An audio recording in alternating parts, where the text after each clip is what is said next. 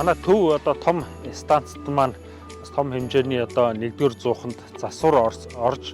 2-р зуухаараа бас халаалтыг түгэж явсантай холбогдуулан энэ одоо халаалт ихснээс хойш сар гарны хугацаанд бол манай одоо төвийн хэрэглэгчдээр л нэлээд одоо доголдол үүсэж ингэж явсан байж байгаа.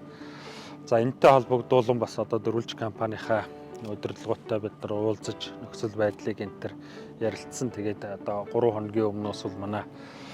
1-р зуух маань бүрэн хүчин чадлаараа ажиллаж халаалт Улаанбал хэвийн одоо горим руу орж байна. За аймаг орон нутгийн дөрвөлж компани зүгээс бол бас энэ одоо халаалт дулаан доголдож явсан сар гарны хугацааны одоо халаалт дулааныг бол тухайн одоо аж ахуй нэгжүүлэн айл өрхүүдийн бичигдсэн бичлэлтээр нь бол бас одоо аймаг орон нутаг дөрвөлж компани зүгээс л 1 сарын одоо халаалтыг бол 100% одоо чөлөөлөхөр ийм одоо шийдвэрийг бол бас гаргаж байгааг дуулгая та бүхэнд.